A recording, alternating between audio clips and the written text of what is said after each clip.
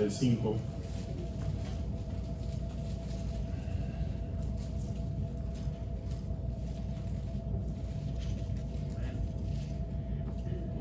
Es un salmo breve, pero muy precioso. Si ya lo encontró, denme un fuerte amén. Amén. Okay. Salmo 95, leámoslo alternadamente. Yo el versículo 1, ustedes el 2. En el 11 nos unimos. Venid, aclamemos alegremente a Jehová. Cantemos con júbilo a la roca de nuestra salvación. ¿Todos? Lleguemos ante su presencia con alabanza. Aclamémosle con cánticos. Porque Jehová es Dios grande y Rey grande sobre todos los dioses. Porque en su mano están las profundidades de la tierra, y las alturas de los montes son suyas. Suyo también el mar, pues él lo hizo, y sus manos formaron la tierra seca. Venid, adoremos y postrémonos, arrodillémonos delante de Jehová nuestro Hacedor. Porque él es nuestro Dios, nosotros el pueblo de su prado, y ovejas de su mano.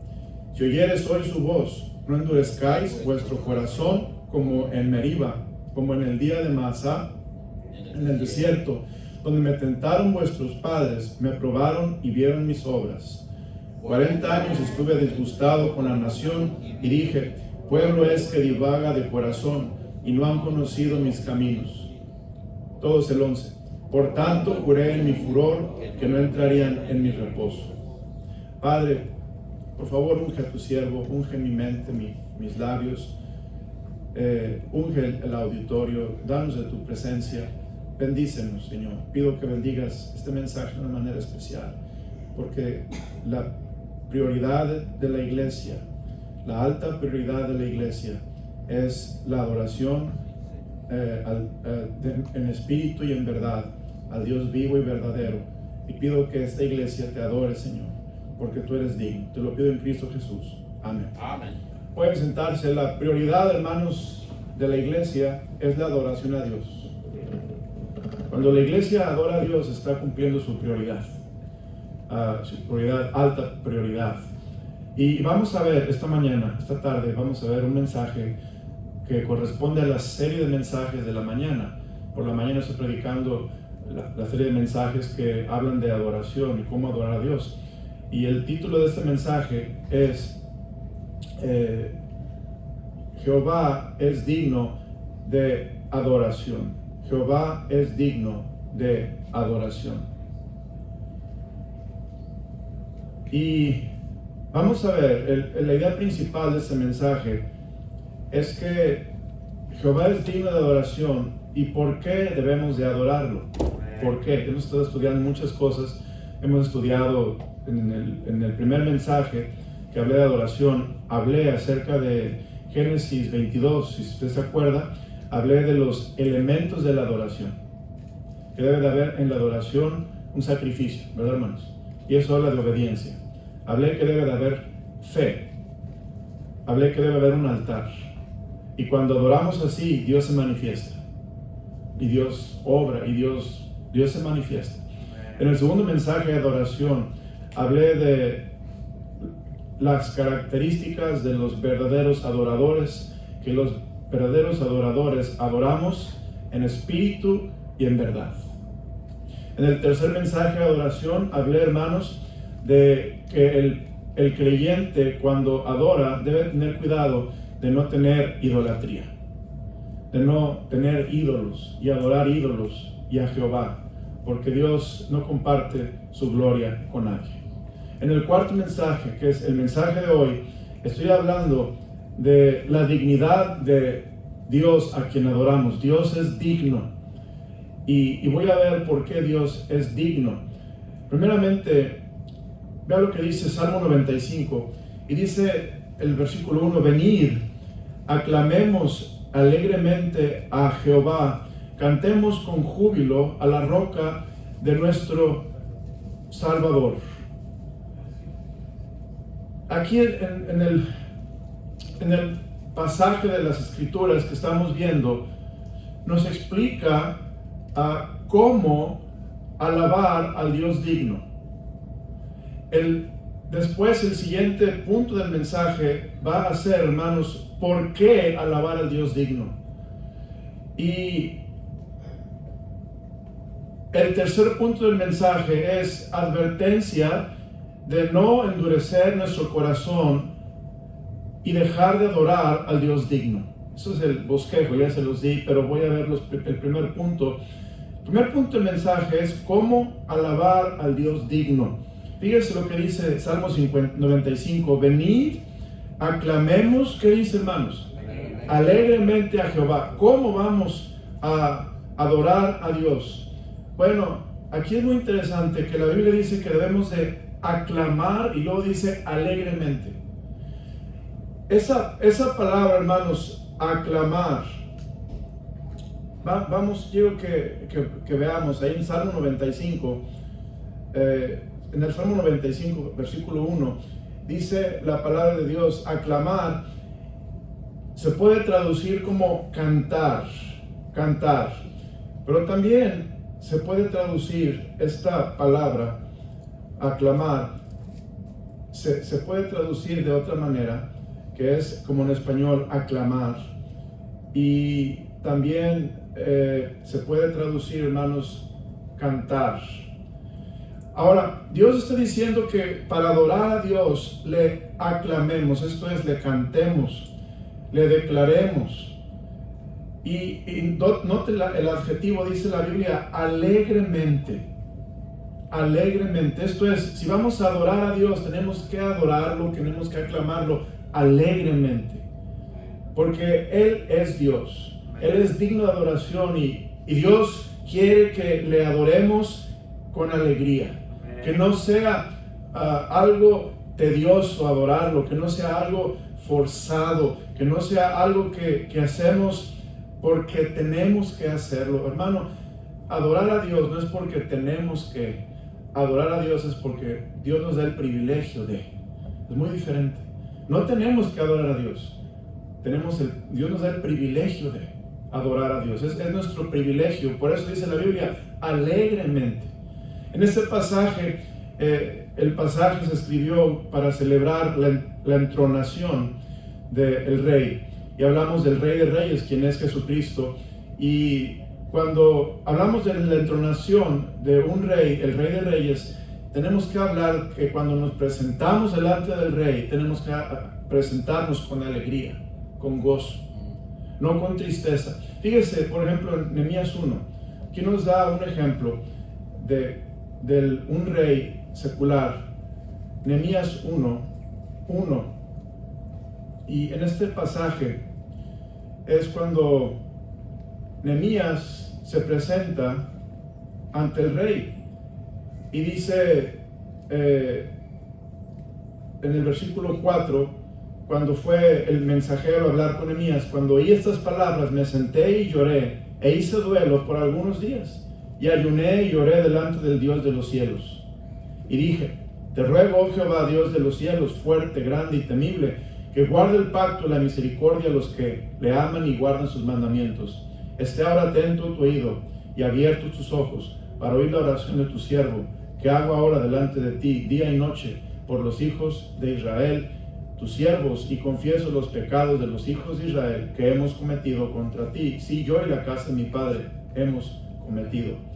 Y después, más adelante, habla de cómo el rey, cómo Nehemías se acerca con el rey, y el rey nota que Nehemías está triste por las noticias que acaba de recibir. Y el rey le pregunta, Nehemías, ¿estás triste? Y Nehemías inmediatamente reacciona, porque sabe que estar triste ante un rey podía ser causa de muerte. Nadie podía estar triste delante de un rey, porque delante de un rey era un privilegio estar presente, era un honor estar presente. Hermano, igualmente, así Dios quiere que cuando nosotros nos presentemos delante de Dios, lo hagamos con alegría, con adoración y alegría, con cánticos. Pero note, versículo 1 dice, venid, aclamemos alegremente. ¿Y qué dice, hermanos? A Jehová. Es interesante ver esta palabra que dice a Jehová en Salmo 95:1, porque ahí la palabra que está en el original es la palabra Yahvé, que es esta palabra Yahvé es uno de los nombres principales de Dios. Es el segundo nombre básico para Dios. Es un nombre personal de Dios. Es el nombre que se usa más frecuente en el Antiguo Testamento. Más de 5,300 veces en el Antiguo Testamento se usa la palabra Yahvé. Y cuando la Biblia habla de Yahvé, está hablando, hermanos, esta palabra Yahvé viene de la palabra Java, que significa existencia. Y esta palabra Yahvé habla del Dios que existe en sí mismo. El Dios que, hermano, no depende de nadie ni de nada. Él es autoexistente, Él es autosuficiente, Él es el Dios Yahvé, el Dios que es, el que era y el que ha de venir. Cuando hablamos de Yahvé, hermanos, es muy interesante ver que este nombre se usa en toda la Biblia y es muy interesante estudiarlo. Pero cuando hablamos de Yahvé, tenemos que ver que Jesucristo también es Yahvé. Él es, hermanos, el mismo Dios. No estamos adorando a tres dioses, a Dios el Padre, a Dios el Hijo y a Dios el Espíritu Santo. Cuando adoramos a Dios, adoramos a un mismo Dios, hermanos. Ahora, Yahvé, que es el nombre que está en Salmo 95:1, es el mismo nombre para Jesucristo. Fíjese, vea conmigo Juan capítulo 8, por favor. Juan 8, versículo 14. Juan 8:14.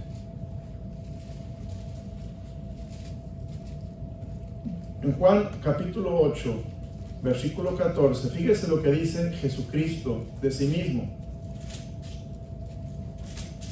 Juan 8, versículo 14, dice la Biblia: respondió Jesús y le dijo: aunque yo doy testimonio acerca de mí mismo, mi testimonio es verdadero, porque sé de dónde he venido y a dónde voy, pero vosotros no sabéis de dónde vengo ni a dónde voy. Versículo 58. Está hablando Jesús de sí mismo. Y versículo 58. Jesús les dijo: de cierto os digo, que antes que Abraham fuese, ¿qué dice, hermanos? Yo soy.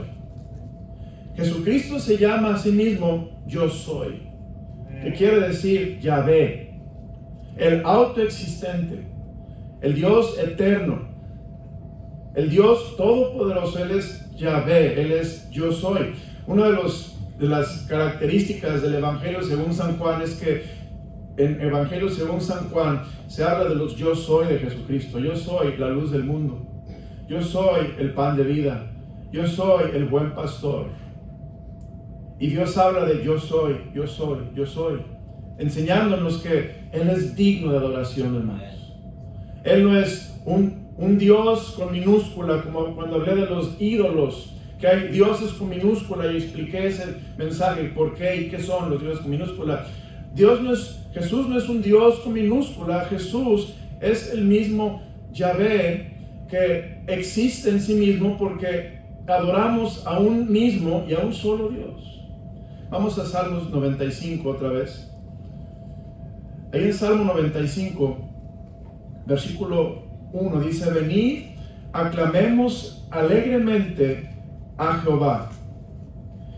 Y luego dice en la segunda parte, hermanos, en la segunda parte dice: cantemos como, hermanos, con júbilo. Cantemos con júbilo.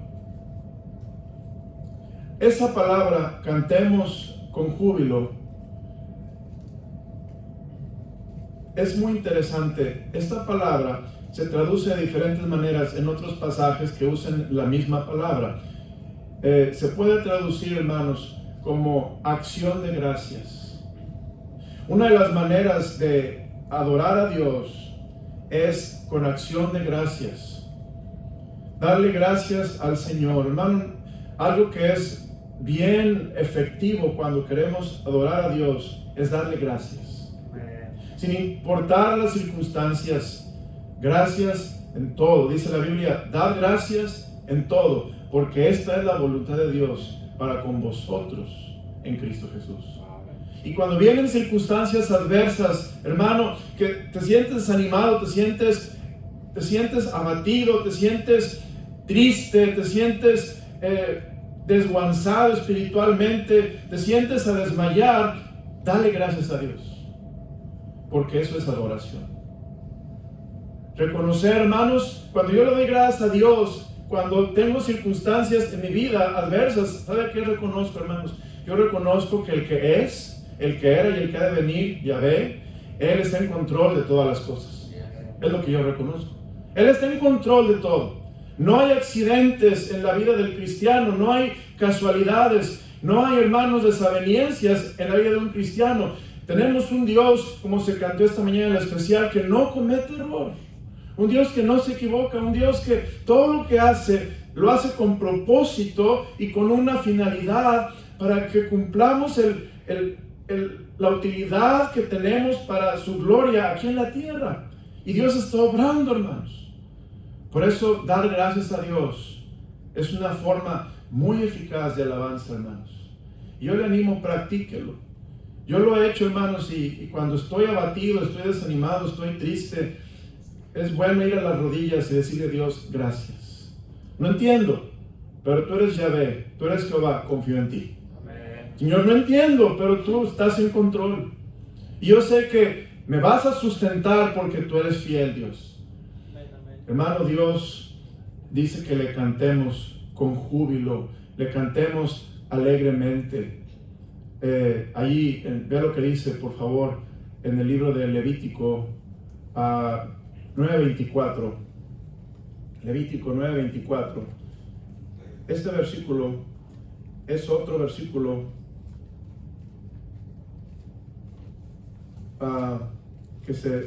donde se usa la palabra cantemos alegremente. Y en este versículo estoy viendo la palabra en el original. La palabra en el original, hermanos, habla de un grito, de dar un grito de alegría, un grito de gozo. En el español, en nuestra versión en español, versículo 24 dice, y viéndolo todo el pueblo alabaron y se postraron sobre sus rostros, pero en la palabra en hebreo está hablando de dar un grito de adoración a Dios. Esto habla, hermanos, de el asombro que debe de tener el pueblo de Dios hacia su Dios. Un gran asombro, hermanos. Yo estaba pensando, estudiando este mensaje, ¿por qué el pueblo de Dios hemos perdido el asombro hacia Dios, hermanos? Una de las cosas que me he dado cuenta, trabajando con niños y jovencitos de secundaria, me ha salido mucho todo eso. Me he dado cuenta, hermanos, que es muy difícil que un niño, aún chiquitos, te muestren asombro, porque están acostumbrados a ver cosas irreales. Por ejemplo, están acostumbrados a ver caricaturas con una animación extraordinariamente artificial, una animación computarizada al 100%, cosas irreales donde el héroe, el personaje, se transforma de un automóvil a un superhéroe y vuela y se da vueltas y cae parado y eso ven los niños y dicen, wow, eso sí los anima, ¿verdad, hermanos?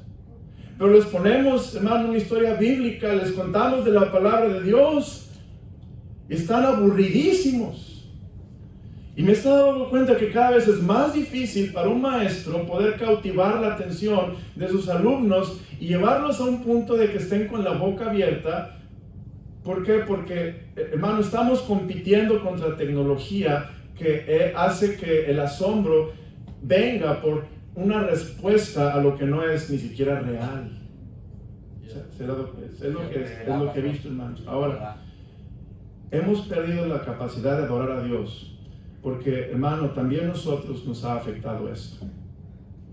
Vemos el celular y las aplicaciones nuevas y cada vez todo es más moderno y cada vez todo es más espectacular y cada vez todo es más fácil, un botón y salen todas las cosas en la pantalla y perdemos, hermanos, el asombro.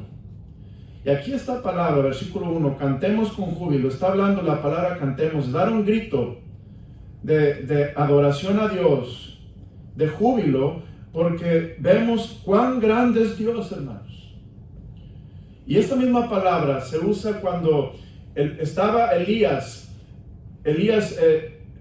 hermanos, estaba Elías celebrando el sacrificio y Dios mandó fuego del cielo y el pueblo adoró a Jehová. Esto dio un grito delante de Dios y dijeron, ¡wow! ¡Gloria a Dios! Porque hubo un gran asombro, hermanos. Amado hermano, debemos de aprender otra vez a ser asombrados por las cosas de Dios. Una de las cosas que nos debe asombrar, hermanos, es la creación. Hermano, qué hermosa es la creación. Amén. Los cielos cuentan la gloria de Dios y el firmamento anuncia la obra de sus manos. Vivimos, hermano, con la vista hacia abajo, hacia el piso, hacia el celular, y no hacia arriba a Dios. Vivimos, hermano, preocupados con las cosas temporales y ofuscados por los problemas personales, pero no vemos hacia arriba al cielo y vemos qué maravillosos son las estrellas y las constelaciones, y hermano, el sol que sale y se pone, y la luna que se está llena y que de repente es cuarto menguante y luna creciente. Hermanos, hemos perdido el asombro a las maravillas de Dios. Y esto es una de las maneras en que podemos adorar a Dios, que Él es digno, hermanos, cantándole con júbilo, cuando traemos un asombro a nuestro Dios, porque Dios es digno, hermanos, porque Él ha creado los cielos. Vean lo que dice la palabra de Dios en el versículo 3, porque Jehová es Dios, ¿qué dice, hermanos? Grande, y Rey grande sobre todos los dioses, porque en su mano están las profundidades de la tierra. ¿Alguna vez alguien ha buceado? No. Ok. Bueno, cuando vaya de vacaciones, hay un lugar donde pueda bucear, o al menos meterse con snorkeling, de ese que tantito, no muy profundo, y vea los arrecifes, y vea los peces de colores, y vea las profundidades. Hermanos, es hermosa la creación de Dios. Y ahí podemos, con un grito de gozo, decir, bendito sea el Creador. Gloria a Dios, al Todopoderoso. Mi vida es nada. Si yo tengo problemas, entonces el que sustenta el ecosistema bajo del agua, el que sustenta las nubes y el sol, las estrellas, podrá solucionar mis problemas también. Y vamos a sacar un grito de adoración a Dios, porque Él es digno, hermanos. Nos falta ese asombro por Dios. Nota lo que dice el versículo 4, porque en su mano están las profundidades de la tierra y las alturas de los montes. ¿Qué dice, hermanos? Son suyas. A lo mucho nos hemos subido a la montaña Stone Mountain. ¿Quién ha ido a Stone Mountain, hermanos? ¿Quién subió hasta arriba de Stone Mountain? Bueno, es hermoso subir Stone Mountain. Hay que tener condición física, juventud y mucha determinación, porque está pesado. Pero las alturas son hermosas. Hermano, imagínense subir a un monte alto y ver en las alturas, hermanos, que Dios puede ver todas las cosas. Y la Biblia dice que todos los montes son suyos y las alturas de los montes. Versículo 5, suyo también el mar, pues Él lo hizo. Y sus manos formaron, ¿qué, hermanos? La tierra seca. Hermanos, Dios quiere que, versículo 1, cantemos con júbilo a la roca de nuestra salvación. Él es la roca de nuestra salvación. Y ahora, cuando hablamos de la roca de nuestra salvación, hermanos, una razón de alabar a Dios es que Dios nos ha dado una salvación que está fundada en la roca. Esto es, nuestra salvación no está puesta sobre un lugar frágil o un lugar vulnerable. Nuestra salvación está en la roca. Y esto no es un lugar físico, pero es una persona Cristo es la roca de la eternidad. Cristo es la peña de Oreb, hermanos. Cristo es Dios que está en los cielos y nuestra salvación está en la roca. Nadie nos la puede quitar. Está escondida en Dios, hermanos. Y por esa razón podemos alabar a Dios. Porque Él es la salvación, nuestra salvación. Dice la palabra de Dios. Él es la roca de nuestra salvación. Y estaba estudiando, hermanos, y Dios me trajo a la mente que una de las razones para alabar a Dios es nuestra salvación. Nuestra salvación. Nunca debemos, hermanos, de acostumbrarnos a ser salvos. Nunca. Nunca debemos acostumbrarnos a que cuando muramos vamos al cielo. Es una maravilla, hermanos. No lo merecemos. Es por pura gracia. Nunca debemos tomar como algo a la ligera que nuestro Salvador es Jesús. Estaba estudiando, hermanos, de las profecías y me puse a traducir un artículo del internet, un artículo secular. Y este artículo secular, a ver si lo encuentro aquí, este artículo secular habla, hermanos, de qué importante es darnos cuenta de que las probabilidades matemáticas, fíjese, las probabilidades matemáticas para que se cumplan profecías en Jesucristo son muy altas. Esto es, era muy difícil que en Jesucristo se cumplieran todas las profecías que de Él se decían.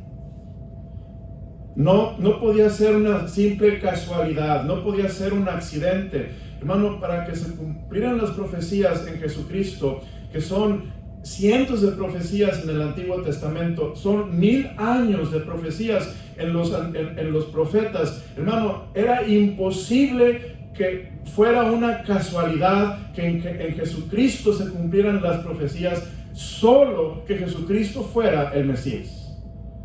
Y la respuesta es que, hermanos, Jesucristo es el Mesías. Y en Él se cumplen todas las profecías. Fíjense, les voy a leer este estudio. Es una fuente secular. Este estudio dice lo siguiente. Ok, está largo. Dice este estudio, la ciencia de la probabilidad intenta determinar la posibilidad de que un evento determinado ocurra. ¿Sabe la posibilidad, la probabilidad?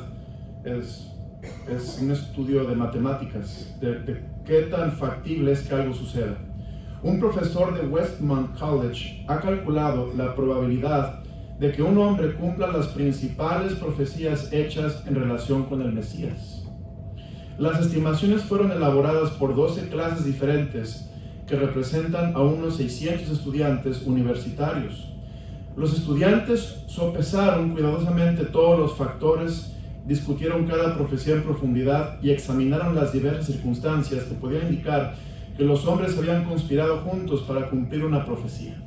Entonces, ellos estaban viendo la teoría de la conspiración, que arreglaron todo para que Cristo pareciera el Mesías.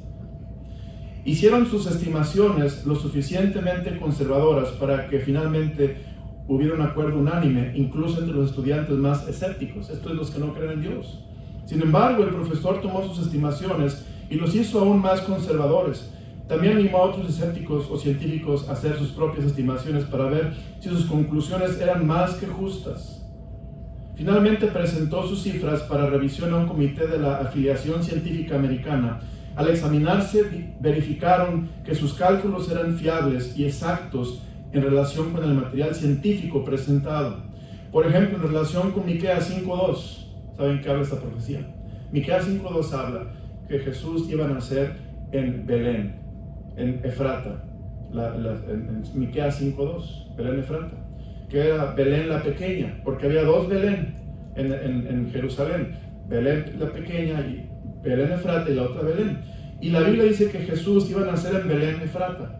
Entonces, en relación con Miqueas 5:2, donde dice que el Mesías nacería en Belén, el profesor y sus estudiantes determinaron la población promedio de Bethlehem desde el tiempo de Miqueas hasta el presente luego lo dividieron por la población media de la tierra durante el mismo periodo, concluyeron que la posibilidad de que un hombre naciera en Belén y cumpliera esta profecía era de 1 en 300,000.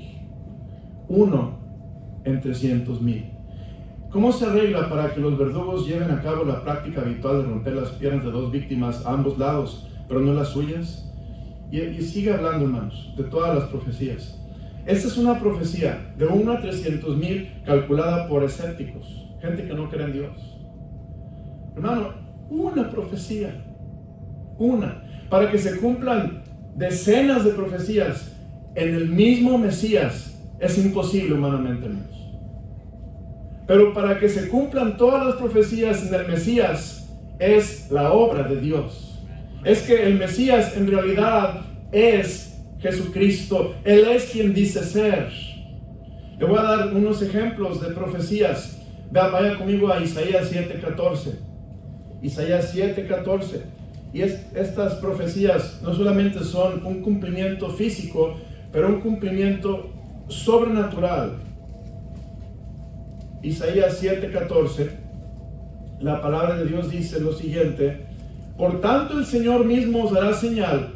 He aquí que, ¿quién, hermanos? La Virgen concebirá y dará a luz un hijo y llamará su nombre Emmanuel. La profecía es que el Mesías iba a nacer de una virgen y su nombre iba a ser Emmanuel. ¿Cuál es la probabilidad de que eso suceda? No la calcularon, no sé. Pero hermanos, es humanamente imposible porque es una señal, es un milagro de Dios. Una virgen no puede concebir solamente por un milagro de Dios. Y ese milagro lo hizo Jesús, Dios, en el vientre de María cuando ella concibió del Espíritu Santo de Dios. El cumplimiento de esta profecía está en Mateo 1:18. Vaya conmigo Mateo 1:18. Mateo 1:18. Y dice la Biblia: el nacimiento de Jesucristo fue así, estando desposada, esto es, no casada, viviendo junta con su esposo, María, su madre, con José, antes que se juntasen, se halló que había, ¿qué, hermanos? Concebido del Espíritu Santo. José, su marido, como era justo y no quería infamarla, quiso dejarla secretamente. Y pensándole en esto, he aquí un ángel del Señor le apareció en sueños y le dijo: José, hijo de David, no temas recibir a María tu mujer, porque lo que en ella es engendrado del Espíritu Santo es, y dará a luz un hijo y llamará su nombre Jesús, porque él salvará a su pueblo de sus pecados. Versículo 23, he aquí una virgen concebirá y dará a luz un hijo y llamará su nombre Emmanuel, que traducido es Dios con nosotros. Una profecía, hermanos, cumplida en el Mesías. Hermano, tengo 1, 2, 3, 4, tengo 22 profecías en mis notas, que no vamos a ir una por una. Imposible, no hay tiempo. Pero las 22 profecías están sacadas de un solo evangelio, Evangelio según San Mateo. Solo un evangelio. ¿Qué, hermanos, de Marcos, Lucas y Juan? ¿Qué de Isaías? ¿Qué de Jeremías? ¿Qué de Ezequiel? ¿Qué, hermanos, de Daniel? Los literalmente cientos de profecías que se cumplen en el Mesías, hermano, al pie de la letra. Al punto, estoy pensando en una profecía que me cautivó cuando estaba estudiando, y esta profecía habla, hermanos, déjenme rápidamente encontrarla. Esta profecía habla, dice: tu rey vendrá a ti justo y salvador, cabalgando sobre un pollino, un burrito. Esta profecía la hizo el profeta menor Zacarías en capítulo 9, versículo 9, y se cumplió en Mateo 21:5, hermanos. Ustedes saben que el Mesías entró a Jerusalén cabalgando sobre un pollino, y gloria a Dios, hermanos. Podemos darle un grito a Dios de alabanza, hermanos. Debemos de volvernos adoradores de Dios, porque Él es digno, hermano. Yo cuando veo un partido de fútbol, me gusta el fútbol y mete gol mi equipo, hermanos, gloria a Dios. Pero qué duro sacar un de los cristianos. para alabar a Dios. Y no lo digo en la iglesia, porque en la iglesia queremos guardar decencia y orden, pero individualmente, a solas con tu Dios. Andar allá afuera y ver hacia arriba, ver las estrellas y decir, ¡gloria a Dios! Hermano, la tierra está rotando alrededor del sol, y hermano, está girando sobre su propio eje a cientos de kilómetros por hora, y aquí estamos nosotros sentados, no estamos mareados, ni estamos cayéndonos, ni estamos tratando de mantener el equilibrio, todo porque el Dios sustenta todas las cosas, hermanos, y ese Dios se llama Jesucristo, y Él está en el cielo, hermanos. Él es digno de adoración, Él es el Creador, hermanos. Dios quiere que lo adoremos y que lo alabemos, hermanos.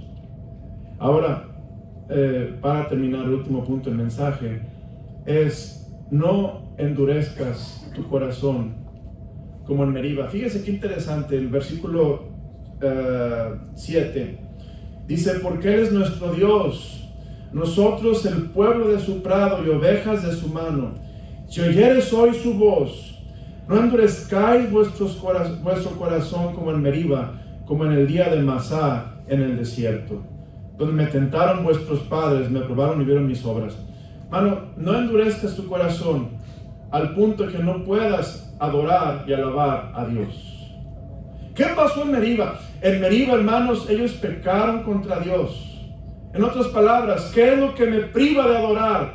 ¿Qué es lo que me priva de adorar a Dios con un grito de alegría, con un canto con júbilo, aclamar alegremente a Jehová? El pecado, hermanos. El pecado nos priva de adorar a Dios, de alabar a Dios. El pecado. A veces, hermano, tenemos dificultad, decimos, no, yo soy tan buena persona, no, yo me porto bien, no, yo tengo esto y lo otro. Pero cuando yo veo este espejo, porque la Biblia es un espejo, la Biblia dice, aclama a Dios, adora a Dios. Hay un versículo, de hecho, déjeme decirle, en Salmo 95, que me llama la atención. En inglés es un versículo donde muchos hacen bromas con este versículo, por lo que le voy a decir. Y dice, es la versión King James, y este versículo dice en el versículo 2, and make a joyful noise unto him with songs. Haz un grito, un ruido gozoso. Fíjese, hermano, Dios dice que quizá no podamos cantar, quizá, hermano, no tengamos voz de tenor, o de barítono, o de soprano, o de alto o contralto, pero podemos hacer un ruido al Señor, hermanos. Y Dios quiere que hagamos ese ruido con gozo, con alegría, porque Él es digno, hermanos.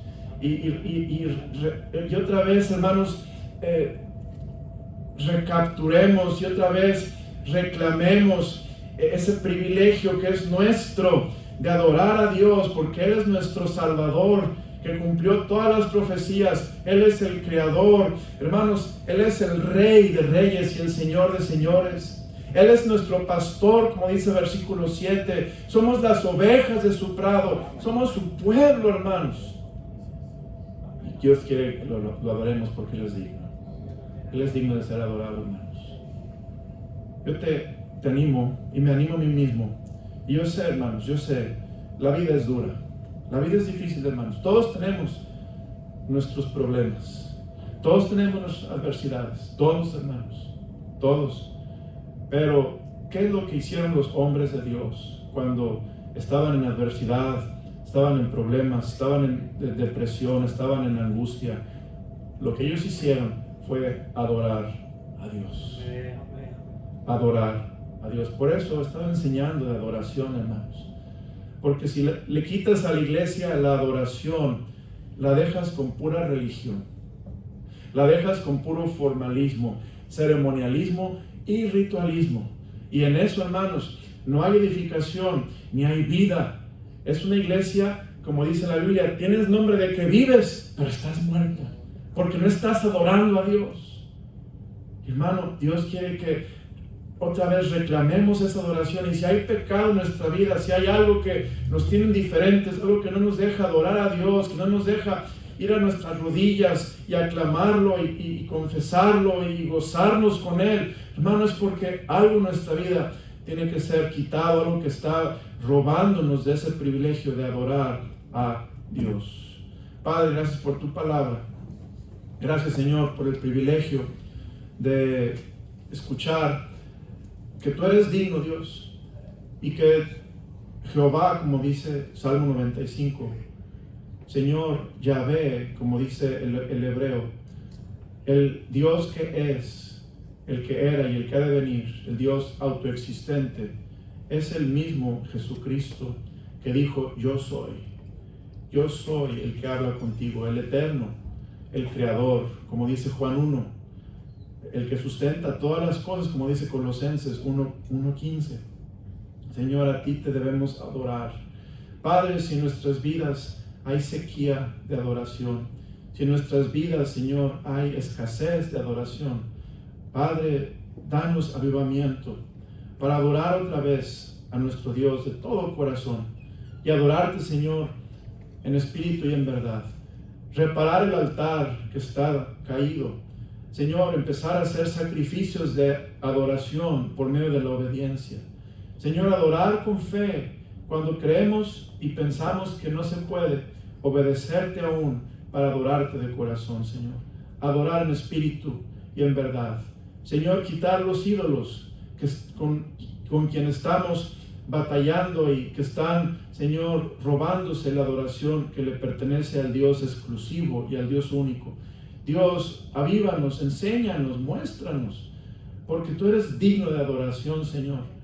Y Dios, que no haya nada ni nadie que nos dé más gozo, que no haya un partido de fútbol, que no haya, Señor, una actividad, que no haya una persona, que nos dé más gozo, que nos dé más ganas de dar un grito de júbilo, de alegría, que no haya nada ni nadie, Señor, que nos ayude, que nos lleve a clamar, sino solo tu Dios, o nadie que sea más importante y digno y prioritario que tu Dios, porque tú eres nuestro Dios. Pido, Dios, que nos ayudes, te lo ruego, en el nombre precioso, ojos cerrados, rostro inclinado, nadie viendo a nadie. Tenemos la Santa Cena esta tarde y voy a dar la invitación y vamos a extenderla para darle 5 minutos para orar a Dios, prepararse para la Santa Cena y confesar si hay que confesar, preparar su corazón. El piano va a tocar, el altar está abierto, vamos a tener una invitación de al menos 5 minutos en el altar y en su lugar para hablar con Dios de la adoración. Si es que hay algo, si es que hay alguien que no me deja adorar a Dios, que me ha robado el gozo de aclamar con júbilo a nuestro Dios, también prepararnos para la Santa Cena. Vamos a orar, hermanos, el altar está abierto.